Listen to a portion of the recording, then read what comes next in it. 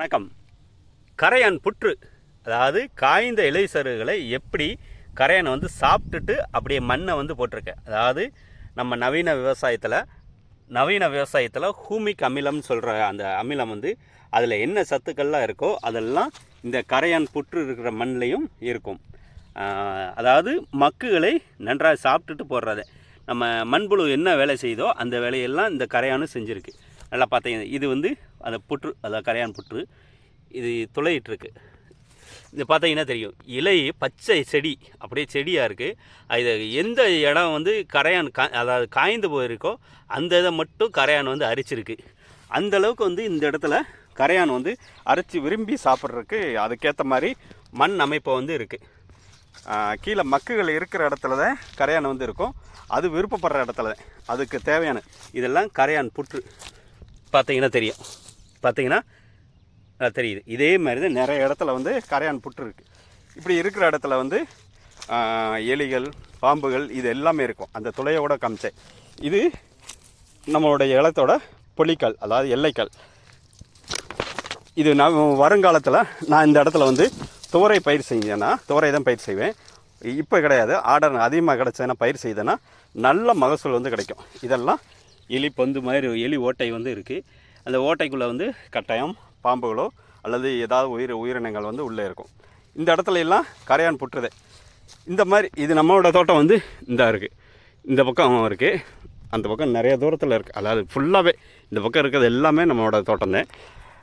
இப்போ வருங்காலத்தில் ஆர்டர் வர வர அப்படியே தரிசு நிலங்களை அப்படியே இது கொஞ்சம் விரிவுபடுத்தும் போது அப்போ இந்த இடம் பார்த்தோம்னா நீண்ட காலம் முன்னாடி தீ வச்சு எரிச்சு, அதாவது சீமக்கரவுலையோ மஞ்சள் தீ, அதாவது நுணா மரத்தையோ எல்லாத்தையும் தீ வச்சு எரிச்சிருக்காங்க.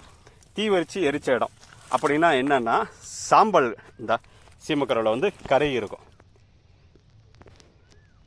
சீமக்கரவில் கருகி இருக்குன்னா அப்படின்னா இந்த இடத்துல தீயை வச்சு எரிச்சிருக்காங்க. அதிகமாகவே தீயை வச்சிருக்காங்க. மண்ணே கலர் மாறி இருக்குது. அப்படின்னா என்னென்னா மேல் மண் கலர் மாறி இருக்குது. தீ வச்சு எரித்ததுனால இந்த இடத்துல சாம்பல் அதிகமாகப்பட்டிருக்கும். சாம்பல் அதிகமாகப்பட்டதுன்னா இந்த இடத்துல சாம்பல் சத்து, அதாவது நம்ம பொட்டாசுன்னு சொல்கிற அந்த சாம்பல் சத்து இந்த இடத்துல அதிகமாகவே இருக்கும். நம்ம உழவு செய்யும்போது இது அந்த பக்கம் இந்த பக்கம் எல்லாம் நகண்டு போகும்போது, இந்த மண் வேறு பக்கம் பிறண்டு போகும்போது இந்த இடத்துலேருந்து சாம்பல் சத்து மூலமாக கிடைக்கும். ஏற்கனவே ஹூமிக்கில் எல்லா வகையான பேரிட்ட நுண்ணூட்ட சத்தும் குறைந்த அளவு இருக்குது.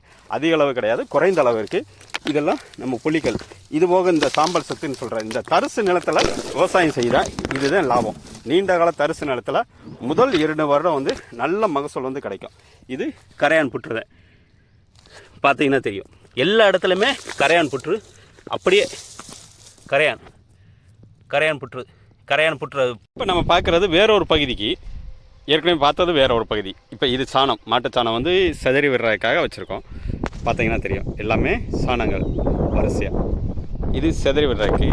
இது அப்படியேவும் நம்மளோட நிலத்தை சுற்றி அவுட்டரில் எப்படி மண் அமைப்பு இருக்குது அப்படின்னு திரும்ப பார்த்துருவோம். 2 வருடத்துக்கு முன்னாடி இந்த இடத்த க்ளீன் பண்ணும்போது, சுத்தப்படுத்தும் போது இங்கெல்லாம் நம்ம முள், அதாவது மஞ்சள் நுணான்னு சொல்கிறோம், அதெல்லாம் போட்டோம். அதை எப்படி கரையான் அரித்து எப்படி மேடாக்கியிருக்கு, எப்படி சீமக்கருவில் எப்படி கரையான் அரிச்சிருக்கு பாருங்கள். இதில் பிரண்டை மட்டும் எவ்வளோ இருக்குன்னு பாருங்கள். பிரண்டை இது நம்ம பட்டா இடம் உள்ளே இருக்குது. பிரண்டை மட்டும் இவ்வளோ இருக்குது.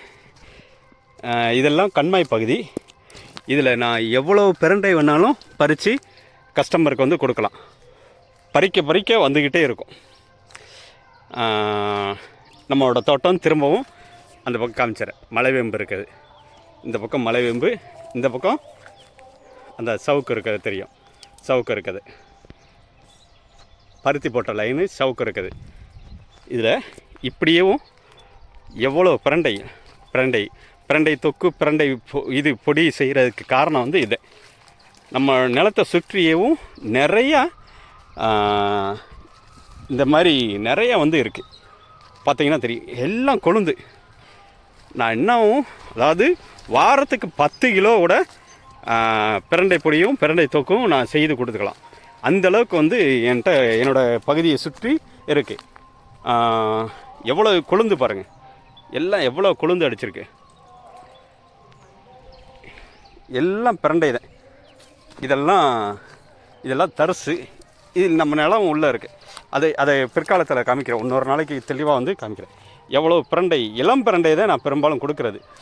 ஏன்னா கொஞ்சம் பெரிய பிரண்டையை கொடுத்தோம்னா கை அரிக்குது. அதாவது நம்ம உரிக்கும் போதே கை ரொம்ப ஓவராக அரிக்குது. அதுக்கடுத்து சாப்பிடும் போதும் கொஞ்சம் உள்நாக்கு கொஞ்சம் இதாக இருக்குது. அதனால தான் இளம் பிரண்டையாக வந்து பெரும்பாலும் கொடுக்கறது. இது மண் அமைப்பு எப்படி இருக்குது, இதெல்லாம் நல்ல அருமையான மண். இதெல்லாம் சீமக்கரோடு தான்.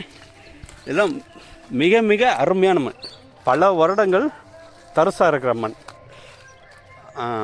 இதெல்லாம் கண்மாய் பகுதி.